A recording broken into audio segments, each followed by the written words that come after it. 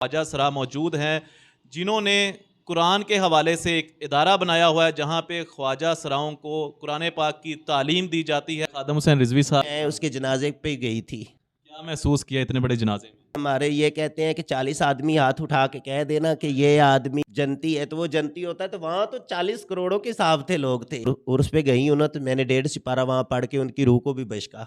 आलमी सतह पे स्वीडन में कुरान पाक की गुस्ताखी की गई, क्या कहेंगे इस हवाले से? जितने ही मुसलमान हैं इनके लिए शर्मिंदगी वाली बात है। अभी तक किसी ने कोई आवाज़ नहीं उठाई इसके ऊपर। अल्लामा साद हुसैन रिजवी साहब जो तहरीक लब्बैक के हैं अमीर, उन्होंने आलमी सतह पे स्वीडन को पैगाम दिया। कुरान शरीफ की बेहरमती करने वाले को तो बीच चौराहे में फांसी देनी चाहिए। हमारे जहन थे ना जो बंद हो चुके थे, हम नाच गाना कर कर कर कर के इस चीज़ से बहुत पीछे जा चुके थे। तो पहले दिन तो मुझे ना बिस्मिल्लाह पढ़ने से ही बहुत झिझक आ रही थी हमारे लोगों में। मेरी बहुत क्लोज की फ्रेंड थी। सुबह 9 बजे मुझे कॉल आई कि हमारी गुरु दरवाज़ा नहीं खोल रही। तो हमने जाके दरवाज़ा तोड़ के अंदर गए तो उसकी डेथ हो चुकी थी। हम उसकी कुलखानी कर रहे थे ना, तो उसको ना कुछ हमारे ऐसे ख्वाजा सरा थे जो सिपारा पढ़ रहे थे। तो जब मैं ना बैठी हुई थी, तो मैंने ना अपने आप को इतना बुरा महसूस किया, काश मैं पढ़ी हुई होती, मैं अपनी दोस्त को एक सिपारा पढ़ के बशक देती। कुछ सूरतें ज़बानी पढ़नी याद आ गई है मुझे। तो इंशाल्लाह मैं एक दिन ऐसा होगा कि कुरान शरीफ की हाफ़िज़ होंगी। अस्सलाम वालेकुम यूटीवी ग्लोबल के नाजरीन, मैं हूं आपका मेज़बान अमानुल्लाह कायम खानी। उम्मीद करता हूं कि आप सब खैर वाफियत से होंगे। आज की स्टोरी बड़ी मुनफरिद स्टोरी है, खुसूसन उस दौर में जब ख्वाजा सराओं को गलत कहा जाता है। लाहौर शहर में मौजूद हूँ, यहाँ पे हमारे साथ एक ख्वाजा सरा मौजूद हैं जिन्होंने कुरान के हवाले से एक इदारा बनाया हुआ है जहाँ पे ख्वाजा सराओं को कुरान पाक की तालीम दी जाती है। मज़ीद इन्हीं से बात करते हैं और इन्हीं से जानते हैं कि कैसे कर ये इक़दाम किए और कब से कर रही हैं। अस्सलाम वालेकुम। जी वालेकुम अस्सलाम। आपका नाम? मेरा नाम शबनम चौधरी। अच्छा, सबसे पहले मैं आपको मुबारकबाद देता हूँ, आपने इतना अच्छा काम किया। ये कब से आपने काम शुरू किया है? ये तो कर तो पहले लेना चाहिए था, बचपन में ही, लेकिन बचपन में मौका नहीं मिला। फिर कुछ गुरुओं की वजह से मौका नहीं मिला। तो अब मैं जब अपने आप वाली हुई हूँ तो मुझे अल्लाह ने मौका दिया है, तो मैंने ये शुरू किया है। मैं खुद भी पढ़ रही हूँ और साथ अपनी कम्युनिटी को भी पढ़ा रही हूँ। अच्छा, कब से आपने ये काम शुरू हुआ है? कुरान पाक जो पढ़ाते हैं आप, इस इदारे में मौजूद हैं, ये आपने रजिस्टर करवाया सारा जो है? इस वक्त शबनम चौधरी मसीहा टीम 786 के नाम से है। मुझे बताइए कब से स्टार्ट किया आपने ये 4 माह हो गए। 4 माह हो गए हैं। जी। तकरीबन कितने स्टूडेंट्स हैं इस वक्त? यहाँ जो रोज़ के लिए आ रहे हैं ना, रेगुलर, वो हैं 15 लोग। तो जो 15 लोग कोई ऐसे हैं, 2 दिन आते हैं, 2 दिन नहीं आते, कभी 1 दिन आते हैं, 1 दिन नहीं आते। तो हमारा नेक्स्ट क्वेश्चन ये है, आपने education, health, computer course, flood relief और वुमेन वेलफेयर, वोकेशनल सेंटर, इस हवाले से जो है तमाम तर सहूलियात का लिखा हुआ फ्लैक्स भी मौजूद है, स्क्रीन पे आपके साथ शेयर कर रहे हैं। उस हवाले से आपके साथ कौन ताउन कर रहा है या अभी तक किसी ने ताउन किया है?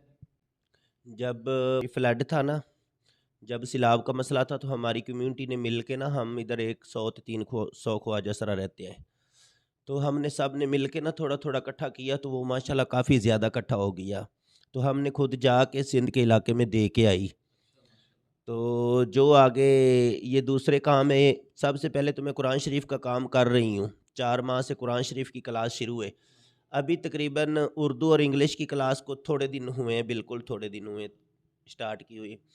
आगे मेरे जो स्टूडेंट मेरे पास पढ़ने आ रहे हैं, वो कह रहे हैं कि हमें ना गुरुजी आप ना ऐसा करें, सिलाई का काम सिखाएँ साथ, कि हम पढ़ने के साथ-साथ इज़्ज़त का रिज़्क भी कमा सकें।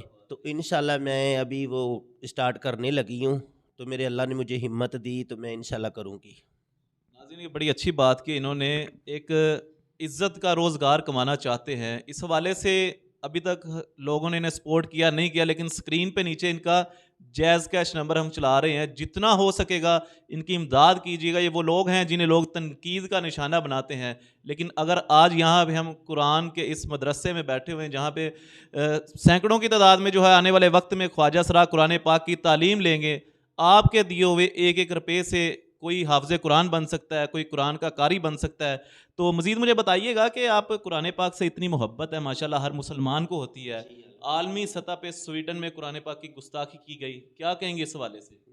ये तो हमारे जितने पाकिस्तानी हैं ना, जितने ही मुसलमान हैं, تو ان کے لیے شرمندگی والی بات ہے. کوئی ابھی تک کسی نے کوئی آواز نہیں اٹھائی اس کے اوپر. قرآن شریف کی بے حرمتی کرنے والے کو تو بیچ چوراہے میں پھانسی دینی چاہیے. لیکن یہاں پہ آپ کو بتاؤں کہ ایک یہاں پہ ہمارے ایک اسلامک اسکالر ہیں علامہ سعد حسین رضوی صاحب جو تحریک لبیک کے ہیں امیر، انہوں نے عالمی سطح پہ سویڈن کو پیغام دیا. اس والے سے آپ کیا کہیں گے؟ انہوں نے بلکہ انہیں کھینچا ہے وہاں پہ کہ قرآن پاک کی آپ نے گستاخی کیوں کی ہے. بہت اچھا کیا ہے انہوں نے. ہر مسلمان کو کھینچنا چاہیے. قرآن شریف ہمارا ایمان ہے. واحد قرآن شریف ہے جو اس دنیا میں بھی ہمیں اچھے کا راستہ دکھاتا ہے اور آخرت بھی ہماری یہ قرآن ہمیں کام آئے گا. یہ قرآن ہوگا جو ہمارے اندر سے ہمارے دل سے باہر آئے گا قیامت والے دن. ہم نے جتنا پیسہ کمانا ہے نا یہ یہاں چھوڑ کے جائیں گے. ہم لوگ ساتھ لے جائیں گے تو قرآن شریف. اچھا، آپ قرآن پاک کی کوئی صورتیں اگر آپ کو آتی ہیں تو ناظرین کو پڑھ کے ذرا سنائیے گا. الحمد للہ رب العالمین الرحمن الرحیم مالک یوم الدین ایاک نعبد و ایاک نستعین اہدنا الصراط المستقیم صراط الذین انعمت علیہم غیر المغضوب علیہم ولا الضالین. جی آپ نے دیکھا قرآن پاک سے محبت ان کی. تو مزید میرا ایک کویسچن ہے آپ سے. وہ نا کچھ ایسا بھی ہے ہمارے ذہن تھے نا جو بند ہو چکے تھے. ہم ناچ گانا کر کے اس چیز سے بہت پیچھے جا چکے تھے.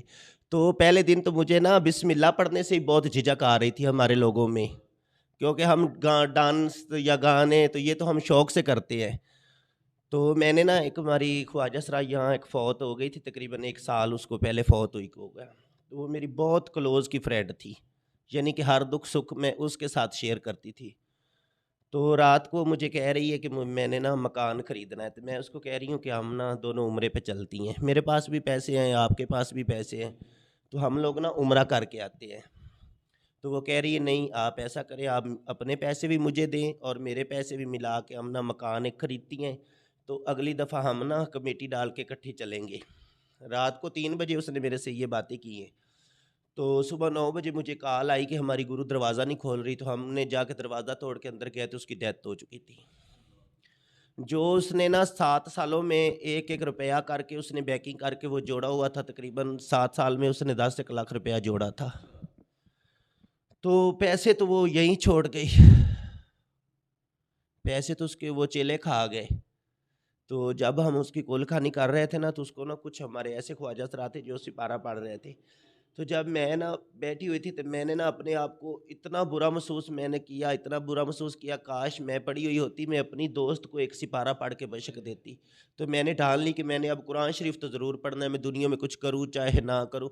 دنیا میں بہت ڈانس کر لیا، بہت بیکنگ کر رہی، بہت لوگوں کی باتیں سن لی، لیکن میں اب قرآن شریف ضرور پڑھوں گی. تو ماشاء اللہ اب مجھے 3 ماہ ہوئے تو میں اب کچھ صورتیں زبانی پڑھنی یاد آ گئی ہیں مجھے. تو انشاءاللہ میں ایک دن ایسا ہوگا کہ قرآن شریف کی حافظ ہوں گی. انشاءاللہ جی ہماری دعا ہے کہ آپ حافظ قرآن بنے. مجھے بتائیے گا، میں ابھی محسوس کر رہا ہوں کہ آپ بات کر رہے ہیں تو آپ کے اندر سے ایک کیفیت نکل رہی ہے جیسے انسان رو رہا ہوتا ہے، اس طرح کے ماحول مجھے محسوس ہو رہا ہے. مجھے بتائیے گا آپ کی کیفیت کیسی ہے جب آپ قرآن پاک کو پڑھنا شروع کیا اور جو رکت طاری ہوتی ہے ابھی میں محسوس کر رہا ہوں، کیا کیفیت ہے؟ میں باتیں نہیں کرتی، میں نا آپ کو دکھا سکتی ہوں. دکھ آتا ہے نا. میں نے ایک پہلے قاری لگایا تھا یہاں، تو جس نے مجھے نا تقریباً ایک پہلا صفحہ ہی پڑھایا الف بے تے سے 4-5 دن بعد. تو اس نے کہا میں نے آپ کے گھر پڑھانے نہیں آنا. تو میں نے بولا قاری صاحب میں آپ کے گھر آ جاتی ہوں. تو کہتا میرے گھر بھی آپ نہیں آ سکتے. تو میں نے کہا میں کوئی دوسری دنیا سے تو نہیں آئی ہوں، میں پاکستانی ہوں، مسلمان ہے، قرآن شریف دی تلاوت کرنا میرا ایمان ہے، میرا حق ہے. اے تو قاری صاحب تسی میرے کو چھین لے ہو. تو کہتا مجھے لوگ باتیں کرتے ہیں. وہ چلا گیا، پھر ایک قاری لگایا، وہ چلا گیا، پھر قاری لگایا، وہ چلا گیا. کیا ہم مذاق ہے لوگوں کے لیے؟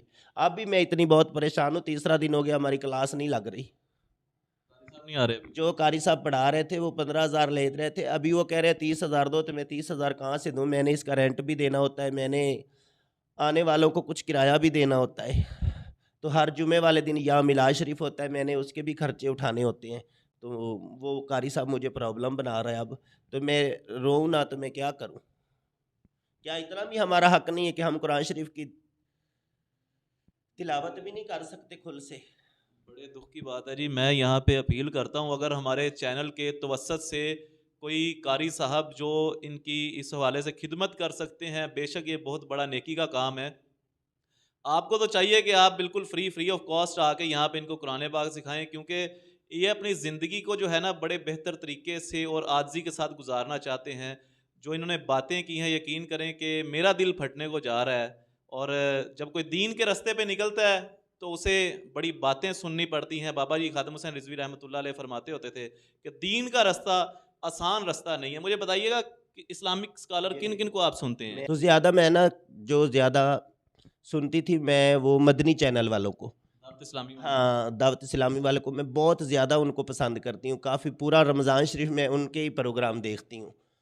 مولانا لیاقت طاری قادری جی صاحب جی جی کیسے لگتے ہیں آپ کو؟ اچھے لگتے ہیں، ان کی باتیں دل چھو جانے والی ہوتی ہیں. ایک ہمارے خادم حسین رضوی صاحب بھی ہیں، وہ پردہ ہو گئے ہیں اس دنیا سے. ان کا جنازہ دیکھا ہوگا منار جی میں پاکستان. اس کے جنازے پہ گئی تھی. جنازہ پڑھا آپ نے؟ جی میں وہاں گئی تھی، جنازہ پڑھا تھا. ہم یہاں 5-6 خواجہ سرا گئے تھے.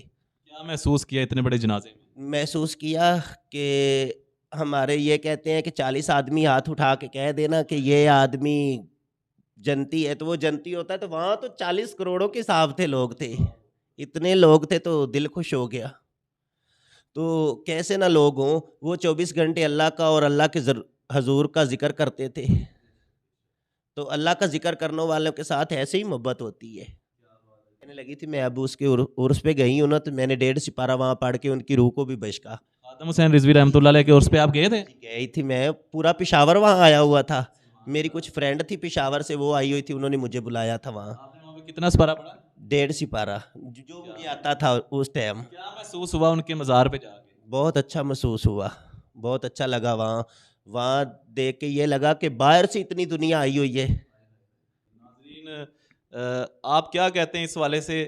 کمنٹ سیکشن میں اپنی قیمتی رائے کا اظہار کیجیے گا. لیکن میں لاسٹ میں پھر یہ بات کہوں گا کہ سکرین کے نیچے ان کا جیز کیش کا نمبر چل رہا ہے، جتنا ہو سکے گا ان کی امداد کیجیے گا تاکہ یہ لوگ بھی ناچ گانا چھوڑ کے، یہ گرو ہیں اس وقت، یہ بھی کہتے ہیں کہ ہم ناچ گانا چھوڑ کے عزت کی جو روزی ہے اسے کما سکیں. تو کیسے ہوگا؟ اسی وقت ہوگا جب امام مسجد جو ہیں، قاری صاحبان جو ہیں، وہ ان کے ساتھ تعاون کریں. اور خصوصی پاکستان سے اور باہر جو اوورسیز پاکستانی ہیں، یہ اسکرین پہ دیے گئے نمبر پہ ان لوگوں کی امداد کیجیے تاکہ زیادہ سے زیادہ لوگ عزت کی روزی کما سکیں. علامہ خادم حسین رضوی رحمۃ اللہ علیہ کے جنازے پہ بھی گئے، عرس پہ بھی گئے، 1.5 سپارہ وہاں پہ پڑھا. بلکہ ان جو خواجہ سراؤں کی کمیونٹی ہے ان میں سے کئی لوگ پشاور سے بھی آئے، اور یہ ان کا کہنا تھا کہ ہمیں وہاں پہ جا کے بہت خوشی محسوس ہوئی.